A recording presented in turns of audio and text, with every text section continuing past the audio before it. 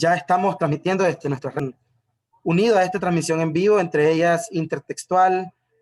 También tenemos presencia de fuentes confiables y otras plataformas virtuales que se han acompañado en esta tarde.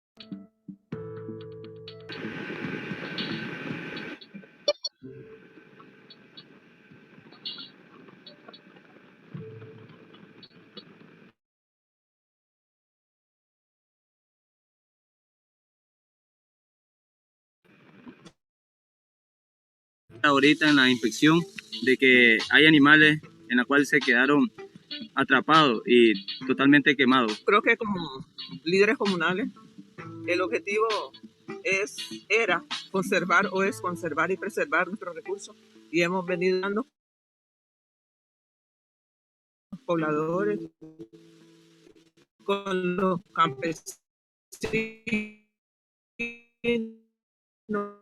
de que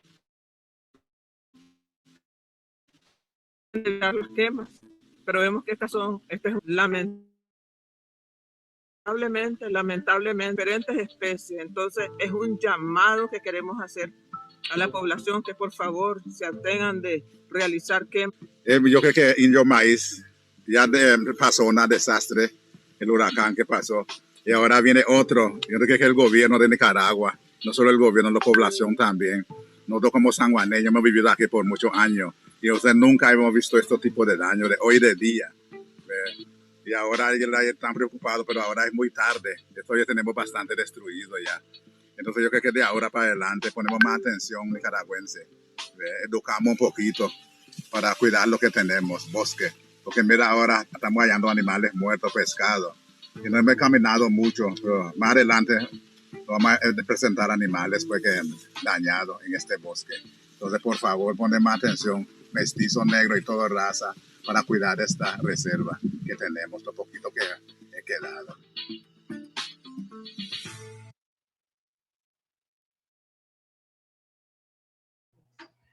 Bienvenidas y bienvenidos a todas las personas que nos acompañan en esta mañana de 14 de abril del año 2021, en la cual se lleva a cabo el conversatorio virtual y semipresencial llamado La Chispa que desató Abril, en conmemoración al tercer aniversario del incendio de Indio Maíz. Para ello agradecemos también a Maru Ruiz, presidente de la Fundación del Río, quien nos acompañará en esta mañana, como también a la activista de derecho, también a nuestra amiga periodista Calúa Salazar de Radio La Costeñísima, quien hicieron una excelente labor como medio de comunicación en la costa caribe nicaragüense. Asimismo, agradecemos también la presencia de las y los periodistas y también de nuestro coanfitrión Víctor Manuel Pérez, quien estará acompañándonos en esta mañana. Muchísimas gracias a las personas que nos acompañan. Víctor, queda con vos la presentación. Muchísimas gracias a Braulio y a todas las personas que también nos están siguiendo en nuestras redes sociales. Muchísimas gracias. Para dar inicio a esta actividad, le cedo la palabra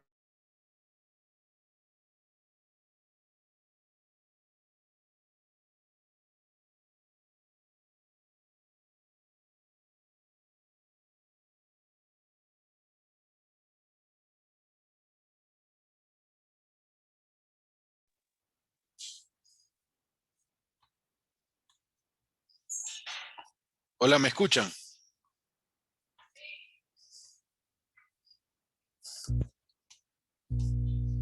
Hola. Te escuchamos, te escuchamos. Ok. Bueno, primero agradecer al colectivo de derechos humanos, un poco para recordar lo que hace 3 años sucedió en la Reserva Biológica Indio Maíz. Como recordarán, lamentablemente el día 3 de abril tuvimos información de los gobiernos territoriales y los gobiernos comunales indígenas, Rama y Criol, alrededor de este incendio forestal provocado por un invasor que estaba dentro de la Reserva Biológica Indio Maíz y que lamentablemente encendió el primer conato de incendio forestal, que luego se tradujo en un incendio forestal de enormes magnitudes. En nuestro proceso de investigación junto con Centro Humboldt que realizamos, identificamos que se quemaron más de 6.000 hectáreas de bosque tropical húmedo dentro de la zona núcleo de la Reserva Biológica Indio Maíz.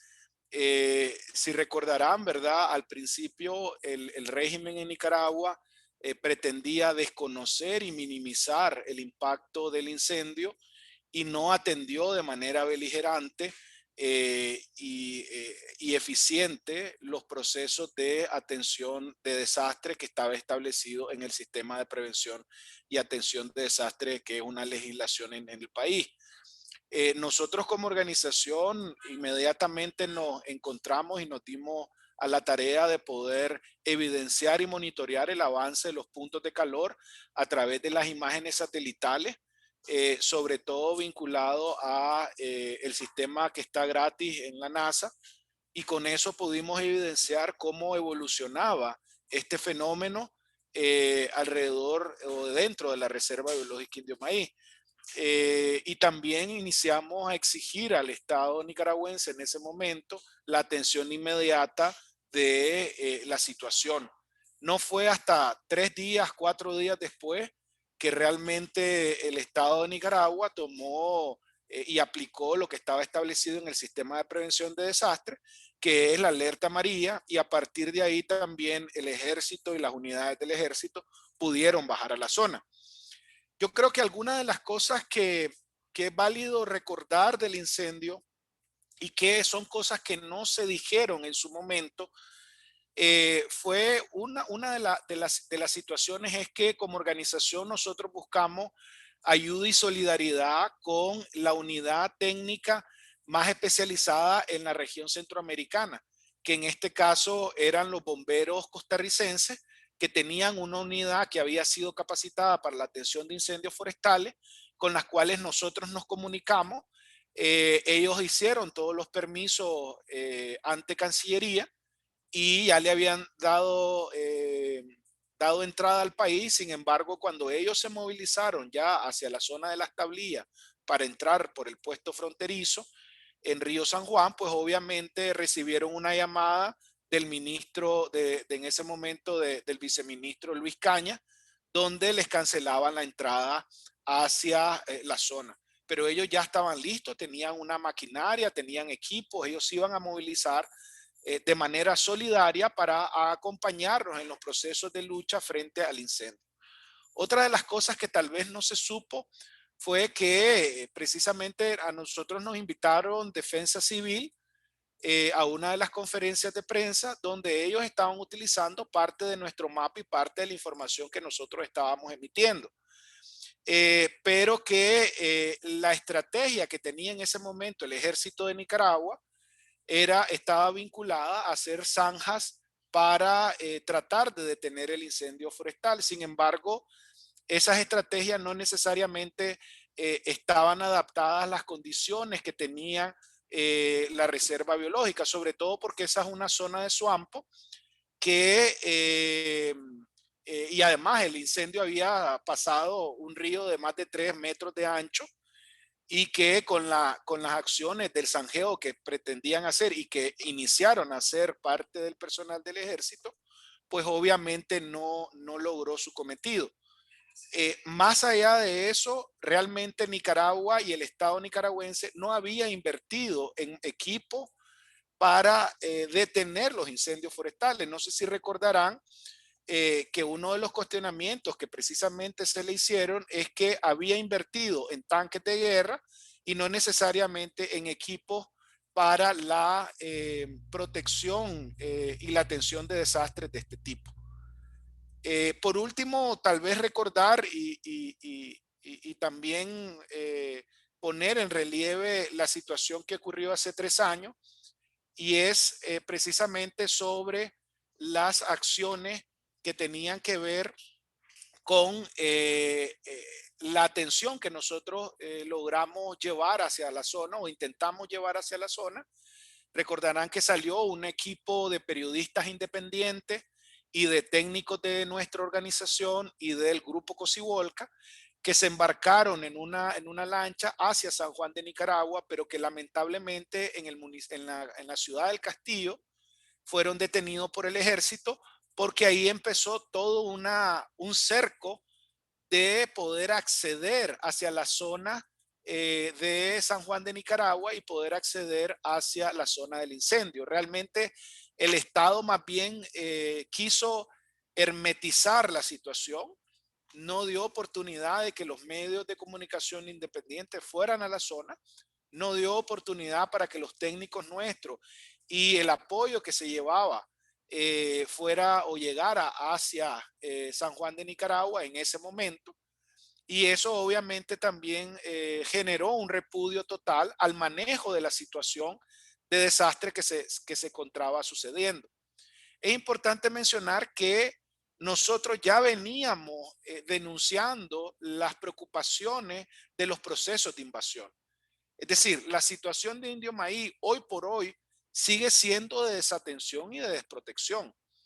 Entonces, lamentablemente no aprendimos, no aprendió el régimen la lección que le dejó la falta de atención de la reserva y los problemas de invasión, los problemas de minería, los problemas de ganadería, los problemas de contaminación de las fuentes de agua, los procesos de deforestación, continúan hoy por hoy en la reserva biológica. En algunas acciones que hemos realizado a través de comunitarios que siguen apoyando el trabajo de la Fundación del Río en el territorio, hemos logrado constatar de que precisamente los procesos de avance de invasión continúan. Y ahí tenemos incluso participación de algunas alcaldías, como la alcaldía del Castillo, que está facilitando la apertura de trochas hacia dentro de la reserva biológica, con la participación de familias que están invadiendo esa zona. Entonces, realmente continúa la problemática y lamentablemente no aprendieron la lección de poder salvaguardar una de las áreas más importantes que tiene el país. Recordemos lo que está sucediendo en Bozaguá, es decir, para nosotros en el sureste de Nicaragua es un espejo de un mal ejemplo de cómo se gestionó todo el tema de la situación de Bozaguá, que sigue en deterioro. Y eso no queremos que suceda en la Reserva Biológica Indio Maíz. Ya tenemos experiencia de áreas protegidas como la zona de Punta Gorda y Cerro Sirva, que al final han sido deterioradas. Entonces, hoy en este conversatorio les invitamos también a seguir reflexionando, a seguir cuestionando las políticas que todavía persisten, tanto de omisión como de acción y de desprotección que tiene el régimen en el país de todas nuestras áreas protegidas, incluyendo la reserva biológica. Nosotros creemos que es importante que el Estado nicaragüense genere las capacidades necesarias para enfrentar fenómenos de esta naturaleza, que son fenómenos provocados por el hombre, como los incendios forestales, y que debería de equiparse y debería de tener un sistema de monitoreo temprano que permita precisamente continuar con ese monitoreo y tratar de actuar de manera eficiente frente a otros incendios forestales que se pueden desarrollar.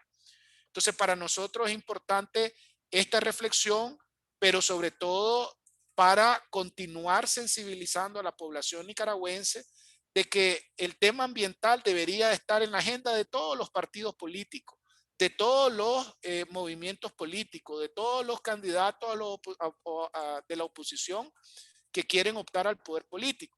Y yo creo que desde la ciudadanía tenemos que seguir exigiendo a través de estos medios, a través de los medios de comunicación, la importancia y la relevancia que tomó el tema ambiental y que se parte de un antes y un después con la situación que sucedió hace 3 años en abril de 2018. Muchísimas gracias, Amaru, por tus palabras. Quiero compartirles con ustedes y agradecer a todas las personas que nos están siguiendo en nuestras redes sociales. Agradecemos todos los comentarios que nos están dejando. Compartir con ustedes una hermosa frase de Salvador Cardenal. Quiero que mi voz ayude a apagar el fuego que está quemando el bosque, nuestra casa original.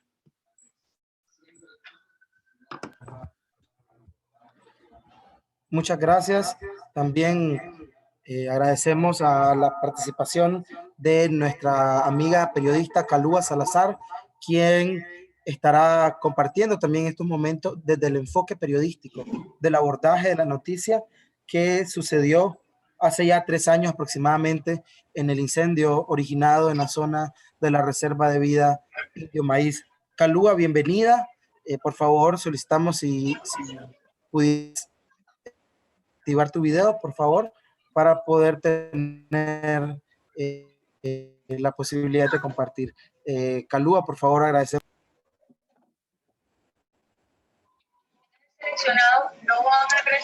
Muchas gracias a todos ustedes. Tengo un problemita técnico.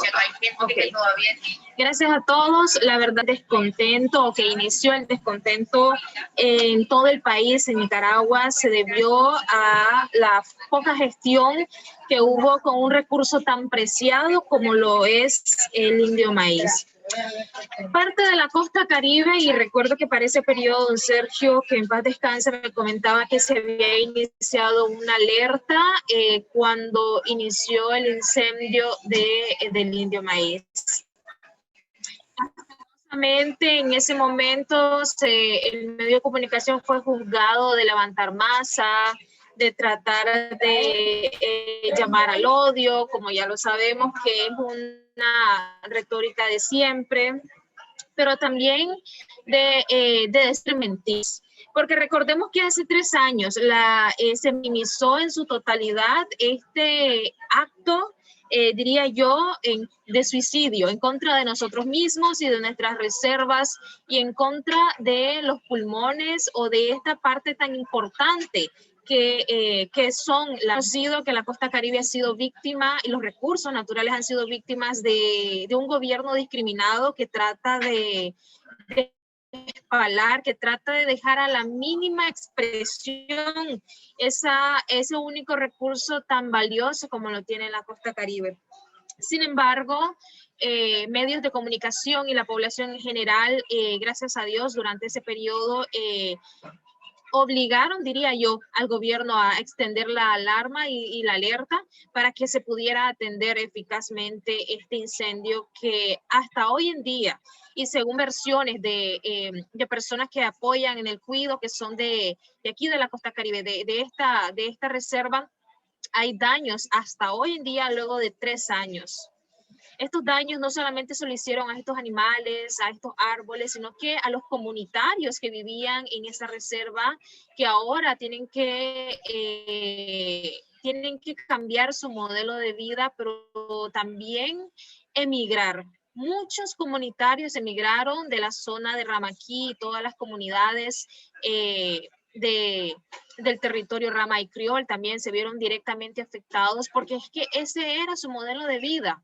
En una reciente entrevista que yo tuve con una líder comunitaria nos decía que incluso a ellos los han criminalizado y los han perseguido por darle protección a estas reservas, a lo que quedó y por hacer la restauración y la reforestación de estos árboles que en su momento se reducieron a cenizas.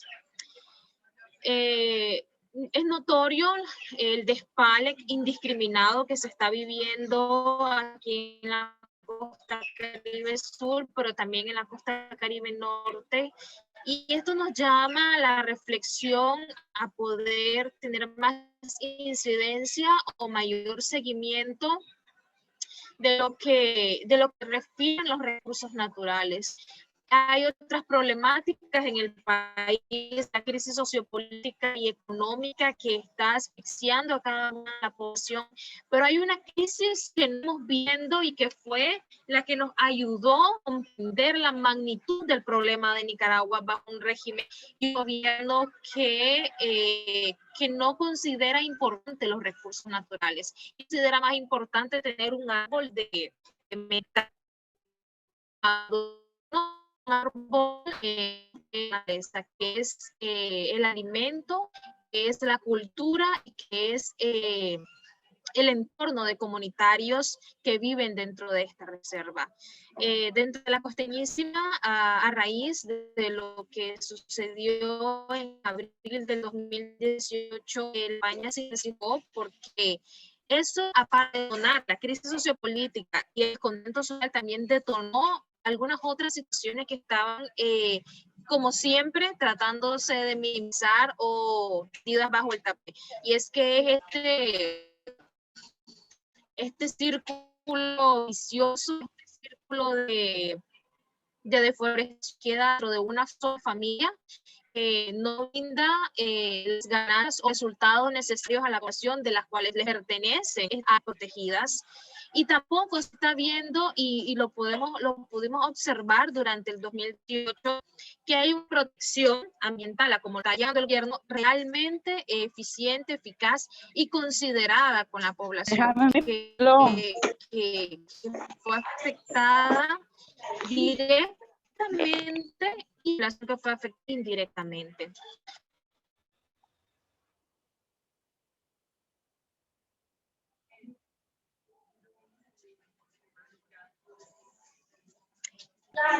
Hola.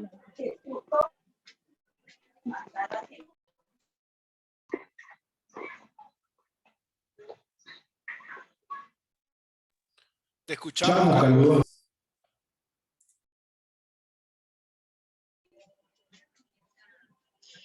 Bueno, continuando con esto, y también pudimos observar que era más frecuente el viaje o el transporte de camiones que iban repletos de madera desde el área de Cucarají, Laguna de Perlas, hacia el área del Pacífico. No, esto no es algo que viene desde hoy o que viene desde el 2018. Esa es una práctica, mala práctica que está afectando directamente nuestros recursos naturales desde hace años. Es una mafia. Lamentablemente es una mafia de la madera que ha consumido parte importante de nuestros recursos, que a consideración de muchas personas y lo pueden observar y lo dicen aquí en la costa Caribe, en Bluefields, que está dejando sin ningún recurso ya a esta zona. Están sobreexplotando las zonas del Caribe, exportando madera preciosa que lleva años y años para que un árbol de estos crezca, y en términos de días un camión o un furgón llega repleto de madera y es exportado. Y no es nada nuevo, sabemos que hay una familia que está detrás de esta tala indiscriminada y sobre todo del enriquecimiento ilícito que se está dando a través de los recursos de la costa Caribe. Sin embargo, sabemos que hay muchos recursos, pero no hemos visto a ciencia cierta los resultados de estos recursos que lleven a un beneficio económico a la costa Caribe, ni siquiera a un beneficio de reforestación o de poder apoyar a las comunidades o de poder apoyar o de alguna manera hacer crecer estos lugares protegidos. Lamentablemente es una realidad que se evidenció en el 2018, que fue como un caldero de agua hirviendo que destapó para abril hace 3 años y que lamentablemente continúa llevando malas impresiones, descontentos, persecución, muerte, amenazas de personas que cuidan estas reservas, persecución a medios de comunicación, a fundaciones del cuidado de nuestras áreas verdes, de nuestros recursos naturales. Y es la triste realidad que vive Nicaragua, pero sabemos que en algún momento toda esta situación que hemos vivido, toda esta mala experiencia nos podría y nos da los precedentes para saber quiénes y de esta manera también se podría tener justicia, porque las áreas verdes, los recursos naturales también piden justicia porque los están acabando irracionalmente a nivel nacional, no solamente en la costa Caribe, en todo lo que se ve de Nicaragua. Y lo peor del caso es minimizar cada uno de los estragos que realizó este incendio en el año 2018.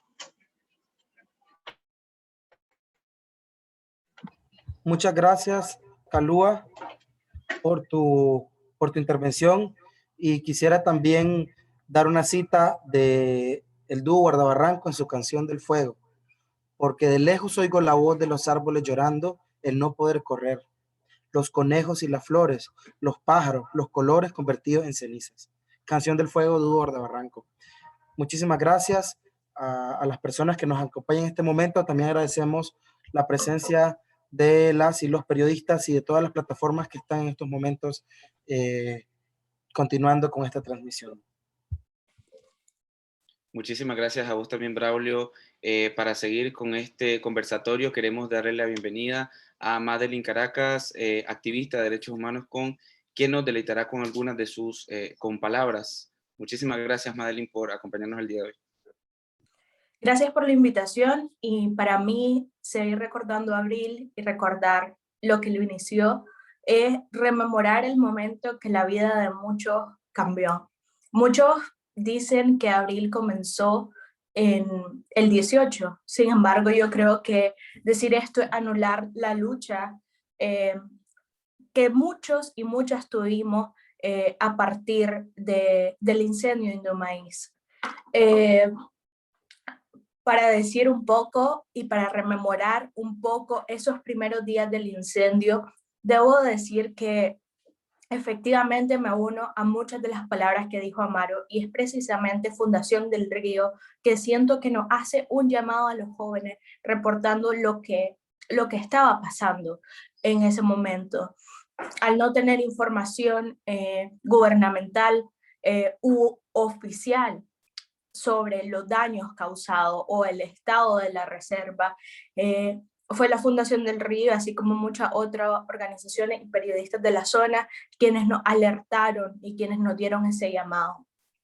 Para mí, en todo este aspecto, creo que destacaría diversas situaciones que nos llevaron a este punto. Uno es reconocer que el inicio de manifestaciones en Managua desencadenó una ola de protesta a nivel nacional.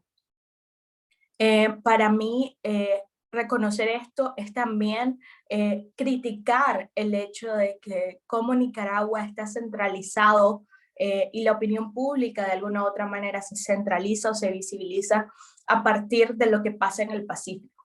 Y esta es una visión que se ha cargado por mucho tiempo y que en este momento demostró cómo nuestra voz en un espacio de privilegio puede ser importante para hacer resonar las voces que sí son importantes y que sí están viviendo la situación o el desastre.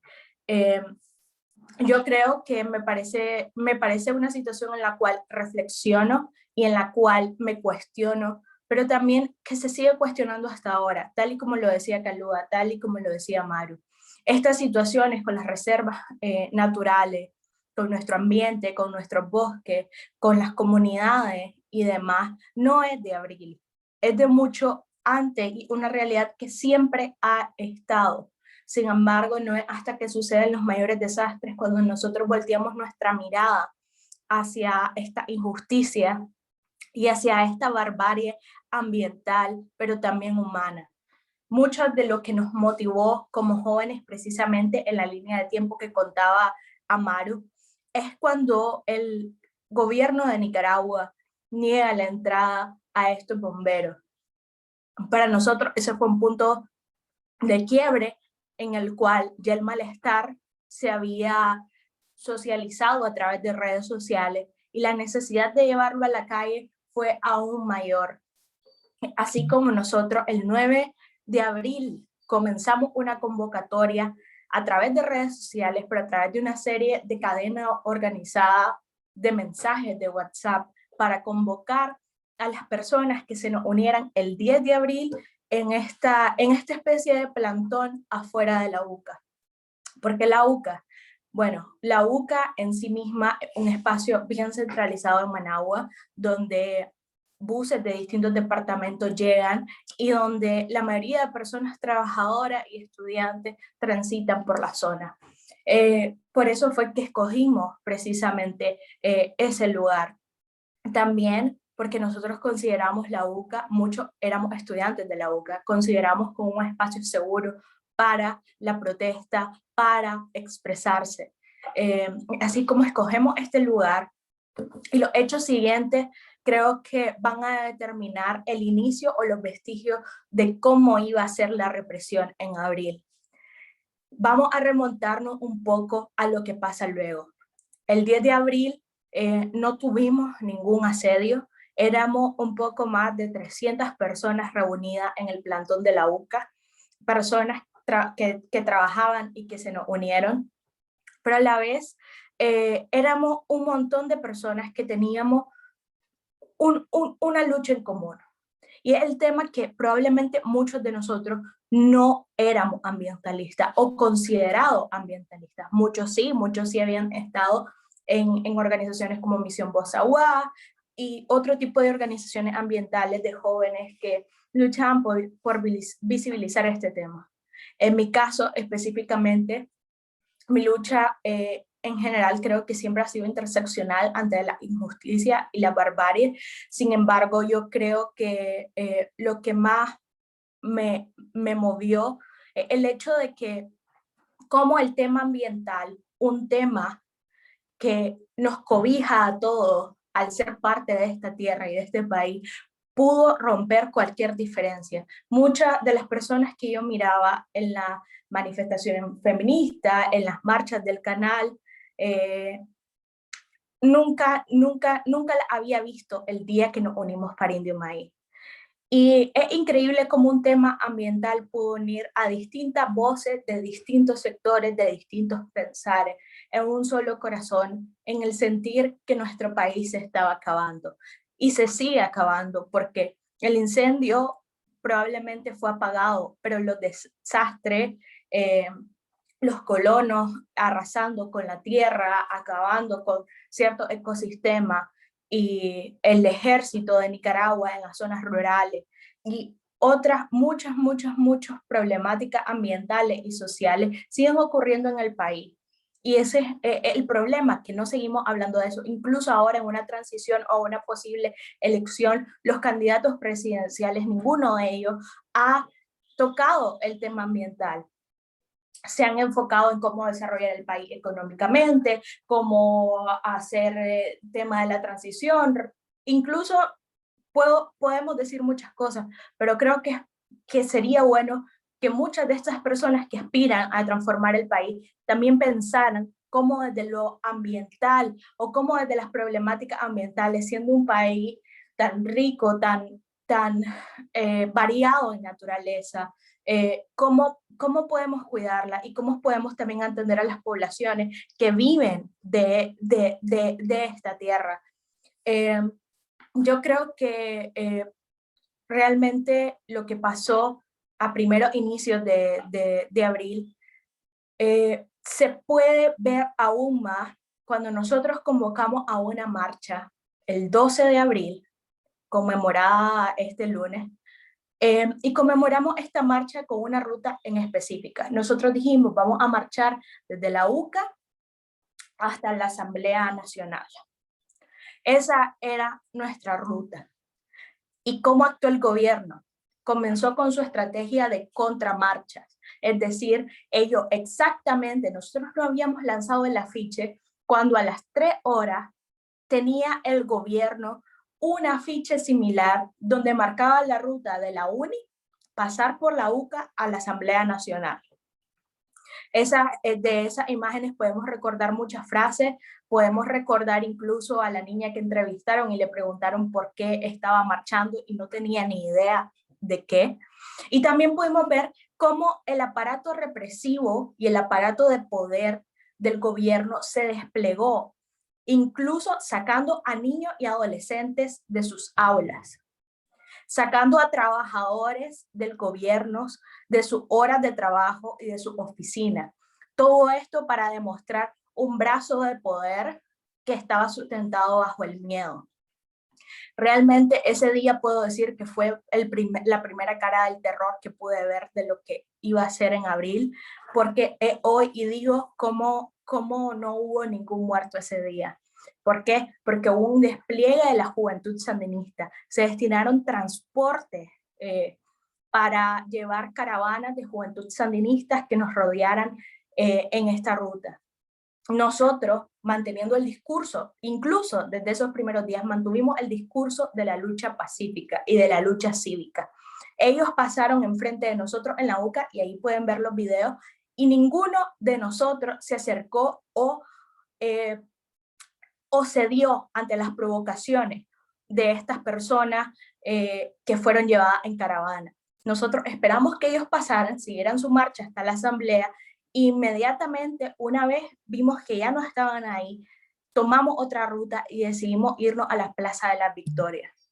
Yo creo que rememorar y hacer esta cronología es demasiado importante porque a veces tendemos a olvidar. Y ese día para mí comienza el inicio de una serie de persecuciones. Asimismo, como puedo decir que desde ese día, y están algunos miembros del colectivo de Derechos Humanos Nicaragua Nunca Más, que acudieron ante nuestras denuncias de quienes estábamos participando y organizando la marcha, de persecución, asedio, intimidación. Puedo recordar las llamadas telefónicas a mi celular, intimidándome, diciéndome que sabían dónde están, la visita incluso a mi universidad, a la UCA, durante esos primeros días, y yo al fin tener que irme de mi casa alrededor del 14 de abril por el asedio y por el miedo. Entonces yo creo que estos síntomas y esta línea de tiempo que podemos ver es una muestra de lo que podía ser después, y analizándola es también recordar y un poco ir desmembrando el actuar o el mecanismo represivo que ya venía presentando el gobierno. Yo creo que la lucha de Indio Maíz y la lucha ambiental no puede ser olvidada. Probablemente muchos de los jóvenes que estábamos involucrados en esto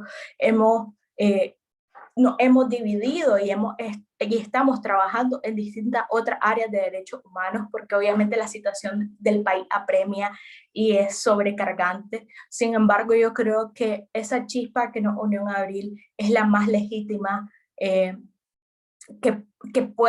podemos tener para seguir enfrentando esto y no olvidar este tema. Y no podemos olvidar este tema porque nuestro país se está acabando.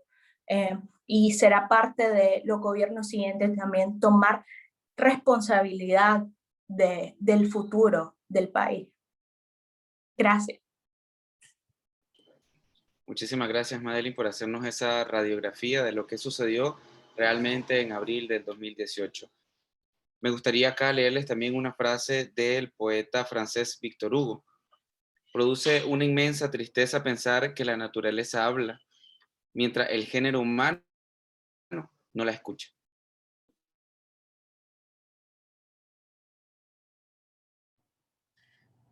Muchas gracias también, Víctor, por esas palabras del poeta francés Victor Hugo. Y para continuar con esta mañana en el conversatorio La Chispa que detonó abril, invitamos que tomen ahora nuestro colega defensor de derechos humanos, Carlos Alberto Guadamuz Hernández, quien estará presente y estará aportándonos desde dos ámbitos. Uno, con las conclusiones de este evento, de este magno evento, en los cuales agradecemos a las personas que se han conectado y también agradecemos a la y los periodistas que han estado presentes. Y finalmente también tendrá un pequeño enfoque sobre derechos humanos. Así que sin más preámbulo, Carlos, quedamos con vos. Hola, muy buenos días a toda la ciudadanía nicaragüense que nos está escuchando en esta mañana. Un gusto haber escuchado a todos y todas los ponentes que estuvieron en este momento. Desde el colectivo recibir estos aportes, esta participación, escuchar estos planteamientos desde estos distintos enfoques, desde la ciudadanía, desde expresiones de organizaciones de defensoras de derechos humanos medioambientales, así como el tratamiento o el seguimiento que se le dio a nivel periodístico por parte también de como lo expresó Calúa Salazar y como lo expuso nuestra expositora Madeleine Caracas, exponiéndonos cómo la ciudadanía se vio involucrada en todo este proceso. Esta chispa que encendió Abril en el 2018, este incendio notificado desde el 3 de abril, nos viene a demostrar una serie de violaciones a los derechos humanos.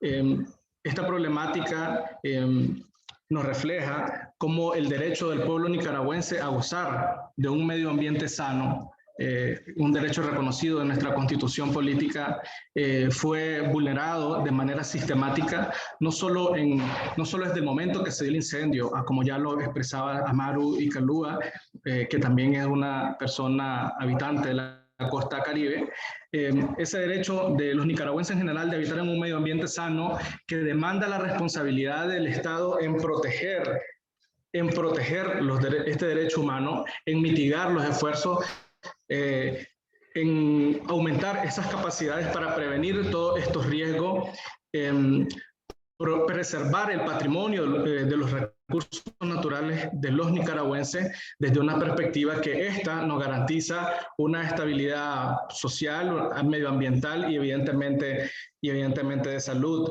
Sin embargo, vemos que la atención, como lo han narrado los ponentes,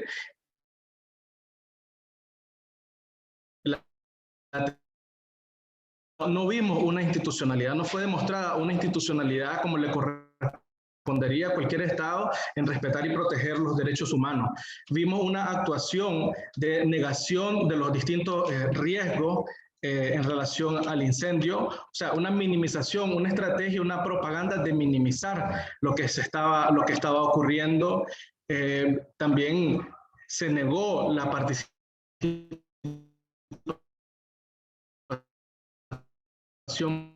ciudadanía al plantear lo que los comunitarios, el actuar del Estado de Nicaragua, colonos y terceros, de favorecer la permanencia de terceros no indígenas en esta zona y negar, por otro lado, que los planteamientos de la sociedad civil para un control sobre lo que se estaba dando. Sin embargo, esta negación provocó también dentro del mismo Estado que las mismas alcaldías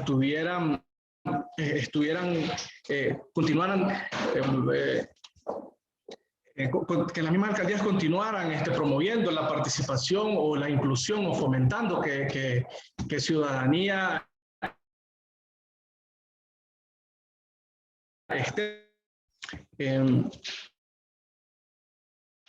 estos testimonios nos cuentan que dentro del Estado no existe una rendición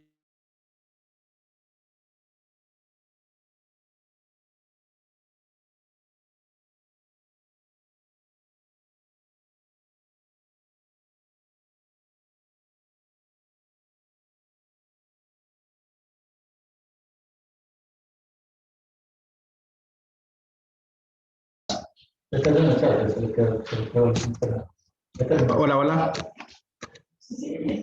Bien. Vemos que el actuar del Estado, además de negar los riesgos, minimizar los riesgos, de evitar que la sociedad civil participara en la denuncia pública, negando ese derecho político de que tenemos los nicaragüenses, individual o colectiva, tenemos el derecho de denunciar anomalías con el objetivo de que el Estado pueda tomar esta... es un Estado, sin embargo, la reacción de este...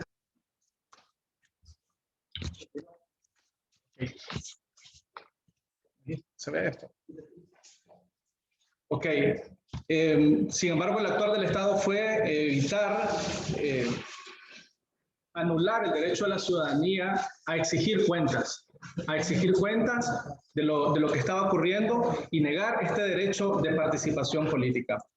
En lo que nos estaba exponiendo nuestra colega periodista, que una vez conocido de las alertas de los incendios y cómo narraron, cómo denunciaron públicamente lo que estaba ocurriendo, la respuesta estatal a este derecho de la ciudadanía de los periodistas, de denunciar lo que estaba ocurriendo a través de los medios de comunicación, sin embargo fue un actuar de odio, un actuar de criminalizar el ejercicio de la labor periodística, de criminalizar la libertad de expresión a través de calificativos como levantar masa o llamar al odio, situaciones que ya se venían manifestando desde antes de abril del 2018. Desde esta perspectiva también los medios de comunicación continuaron evidenciando la falta de estrategias por parte del Estado. De igual manera fue evidente el actuar o fueron denunciados que en este marco de las denuncias y de la libertad de expresión, la ciudadanía fue sometida a persecución, a muerte y amenazas, principalmente hacia las víctimas.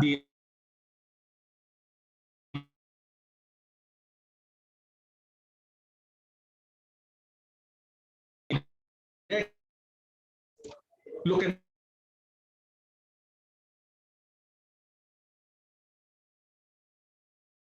medioambiental, en la represión y la persecución a los gobiernos territoriales indígenas, en lo que hace al ejercicio de sus derechos a preservar el medio ambiente. Es un derecho constitucional preservar el medio ambiente.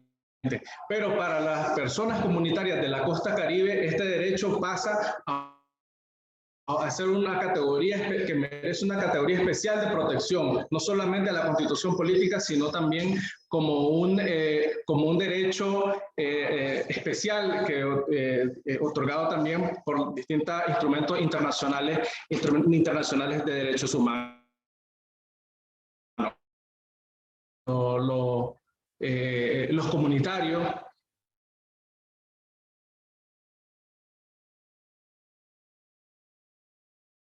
en reprimir lo que estaba ocurriendo, el derecho de denunciar el incendio,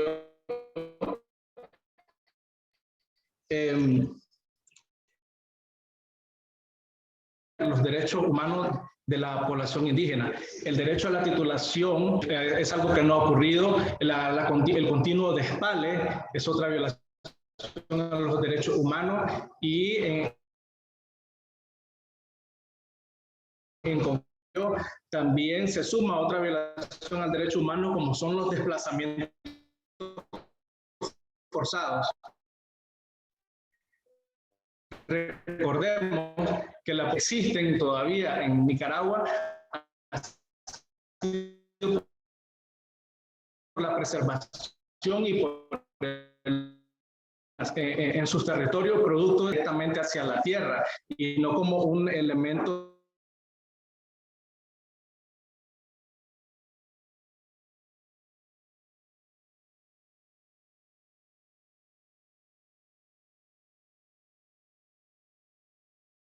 tal como sociedad nicaragüense y como defensores de derechos humanos sobre este aspecto,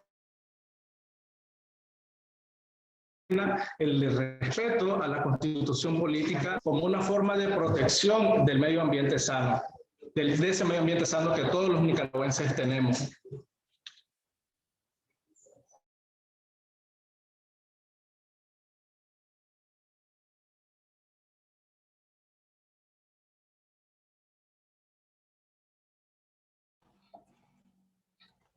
Gracias a las personas que nos acompañan en este momento. Muchas gracias, Carlos. Pedimos disculpas por los pequeños problemas técnicos que estamos teniendo debido a la saturación de las personas que están conectadas. Sin embargo, muchísimas gracias a todas las personas que nos acompañan en este momento. También quisiera agradecer la presencia nuevamente de las y los periodistas, hombres y mujeres de prensa valientes y resilientes que nos acompañan desde hace muchos años en la lucha histórica por la defensa de los derechos humanos. A continuación, abriremos una sesión de preguntas y respuestas para las personas que quisieran dejar sus comentarios, sus preguntas, tanto en redes sociales como a las que se encuentren conectadas a través de esta vía en WhatsApp, en Zoom o en Facebook. Así que dejamos hasta por 15, 20 minutos el espacio de preguntas y respuestas para aquellas personas que quisieran realizarlas.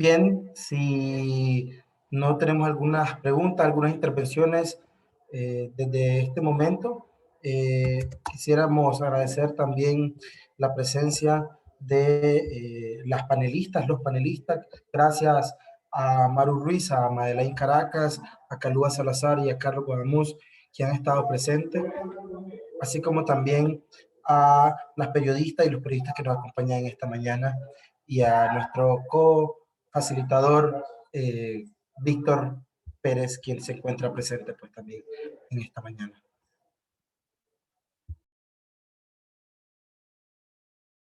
Querido Braulio, colegas, amigos y amigas, tenemos una pregunta.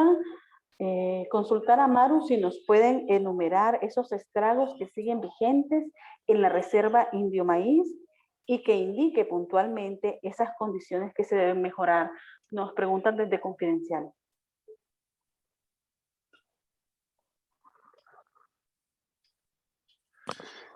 Buenas, gracias por la pregunta, gracias por los que nos están sintonizando. No sé si me permiten activar el video, por favor.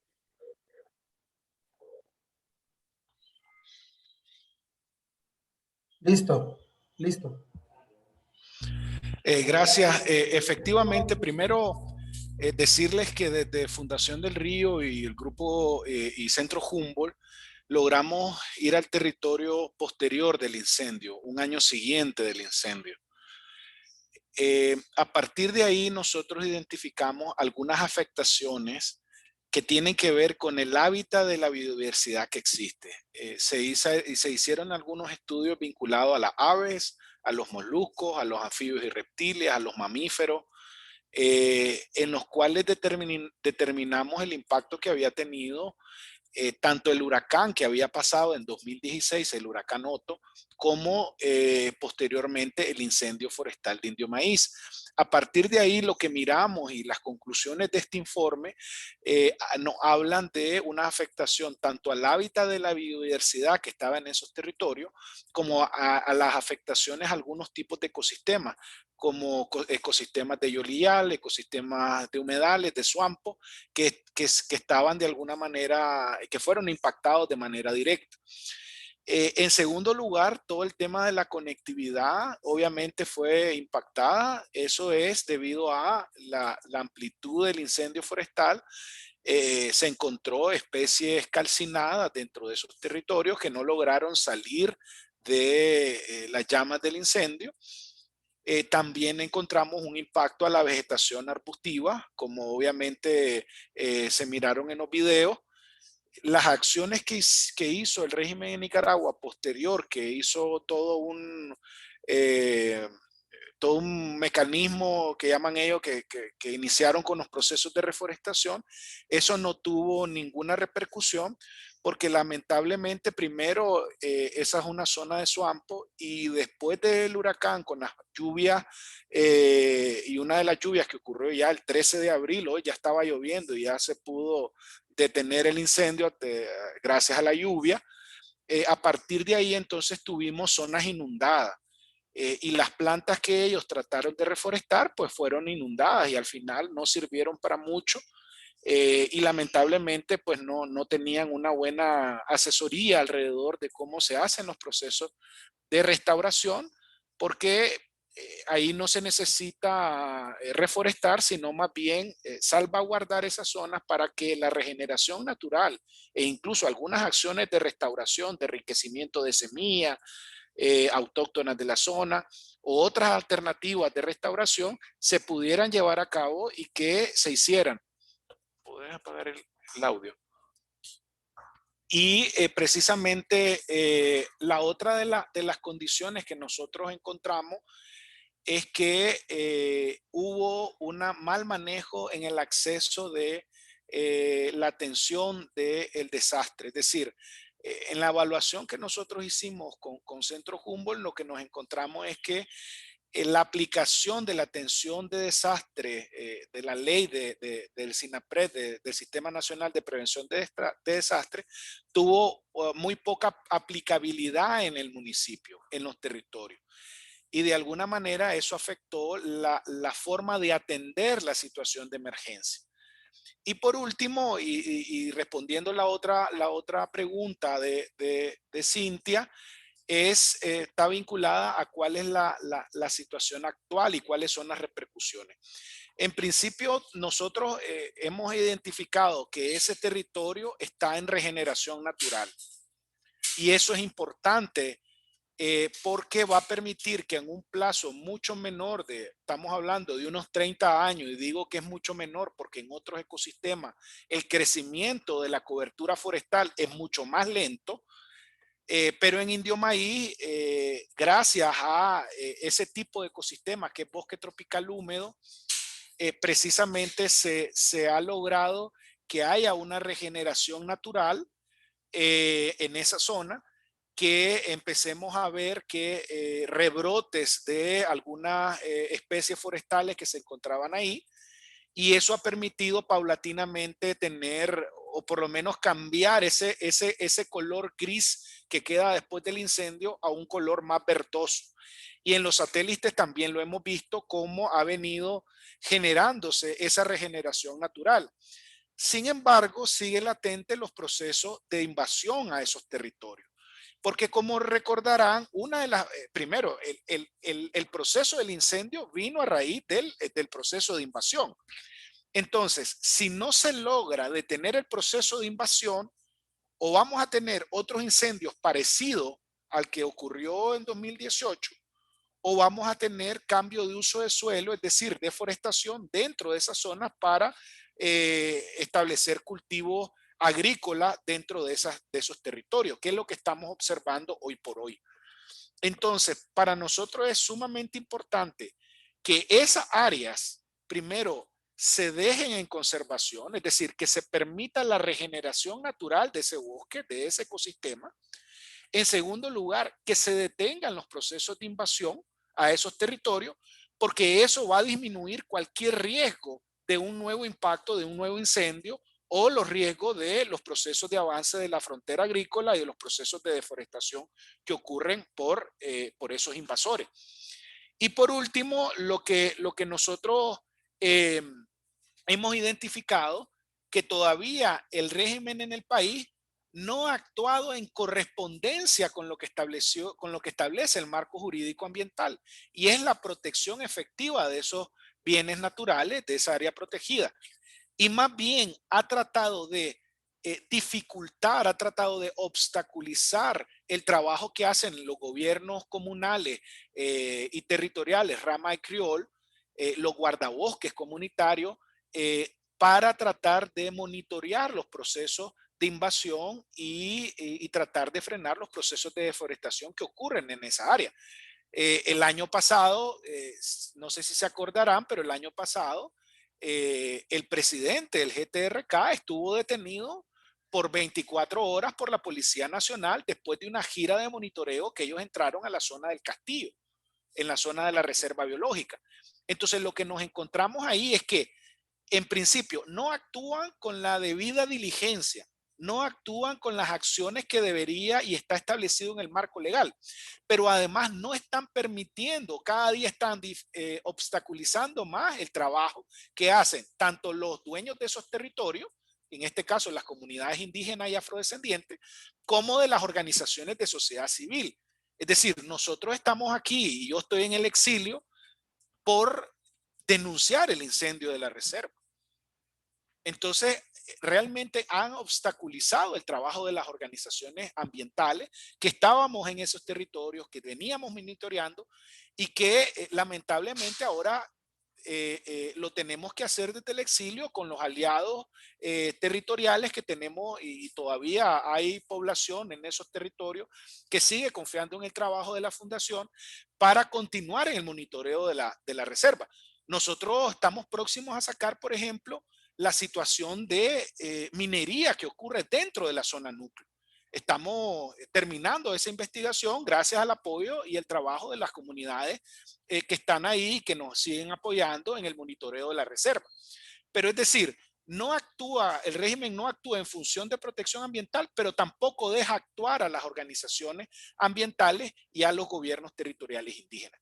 Entonces, partimos de que hay una problemática, de que se mantienen algunos impactos, pero gracias a esos tipos de ecosistemas hay un proceso de regeneración natural que esperemos que sea correspondido por las autoridades institucionales en la materia ambiental para tratar de ayudar a detener los procesos de invasión y que esos detonantes no se conviertan en nuevos incendios, que no se conviertan en nuevos procesos de deforestación. Muchas gracias, Amaru, por tu respuesta. También quisiéramos leer una consulta que nos hacen desde las redes sociales y es dirigida a nuestra amiga Madeleine Caracas.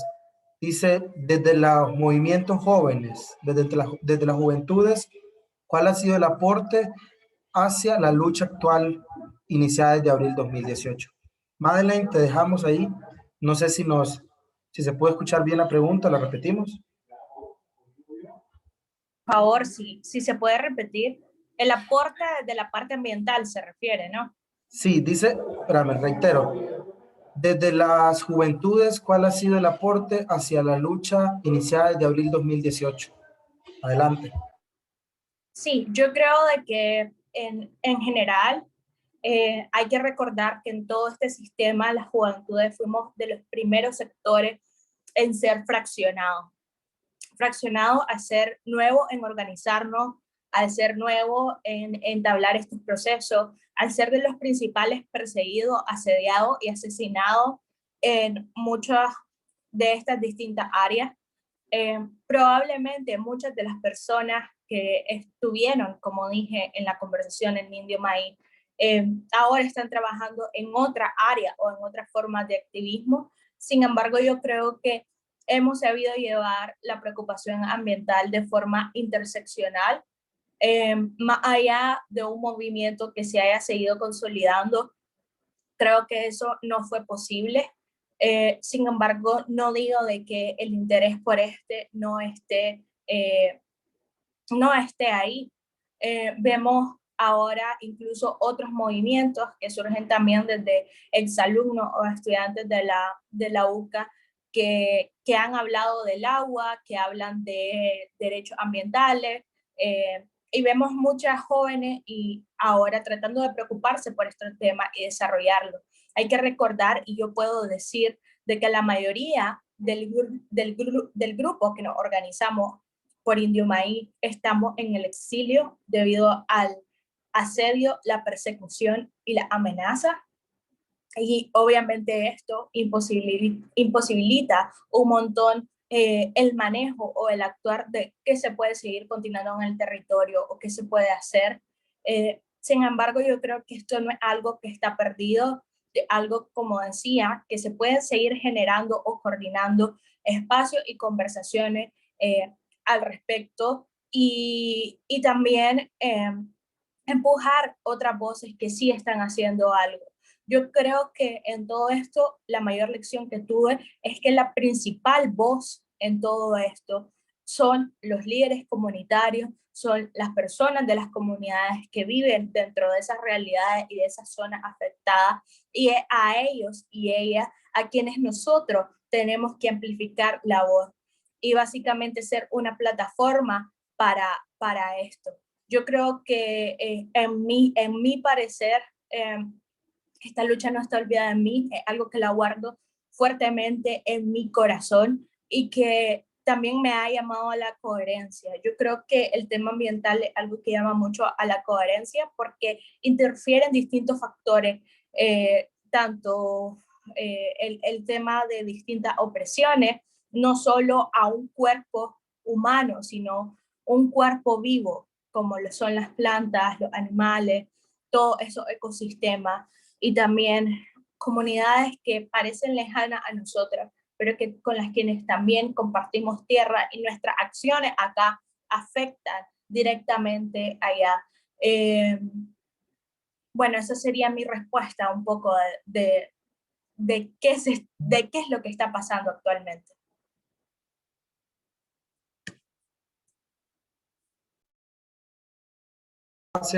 Gracias Madeleine por tu intervención. Finalmente, también hay una última consulta que se refiere al tema de los derechos humanos. Carlos, dentro del WhatsApp del colectivo hay una consulta que, desde el punto de vista de derechos humanos, ¿cuál es la relevancia de los derechos ambientales para la población?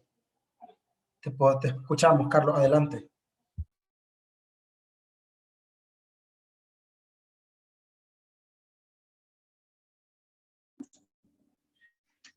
Debemos recordar que los derechos humanos son inalienables, son irrenunciables y son universales, son interdependientes. El contar con un medio ambiente sano garantiza a la población nicaragüense gozar de la salud, gozar de un desarrollo social y económico con mayor estabilidad, de que permita a las poblaciones indígenas gozar de su cultura, gozar de su sobrevivencia, de acuerdo a su forma de ver la vida, a su forma de la cosmovisión, que su vida también está intrínsecamente relacionada con la tierra. Recordemos que las comunidades indígenas se alimentan de la tierra, el agua que toman son de los ríos, de las distintas fuentes. De las comunidades indígenas permiten que de forma individual, que de forma colectiva puedan denunciar sobre la conservación de la naturaleza, y que también nos permite a la sociedad nicaragüense en general, las organizaciones de sociedad civil medioambientales, los defensores de derechos humanos y periodistas. Esto nos permite ir conociendo sobre nuestra realidad y sobre todo exigir la responsabilidad del Estado, la protección por estos derechos, y tomando en consideración que los del ambiente sano.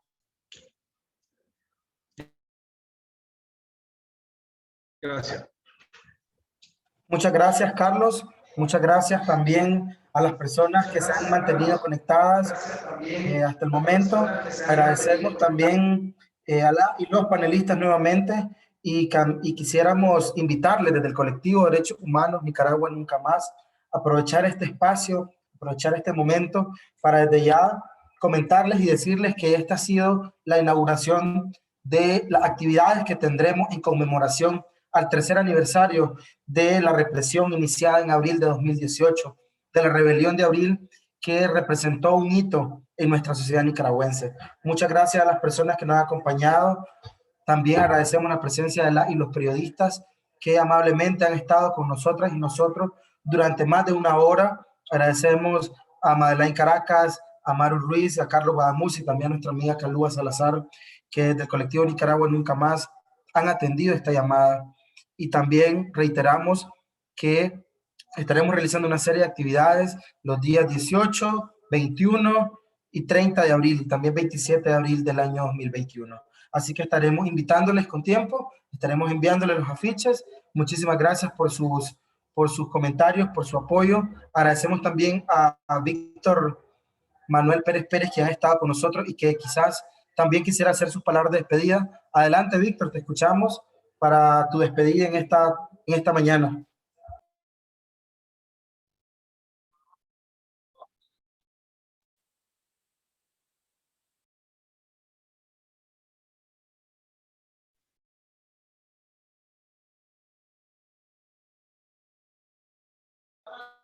Muchísimas gracias.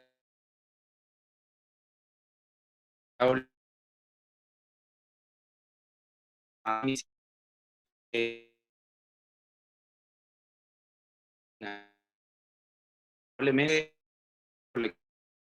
Nunca Más estamos para hacerle que y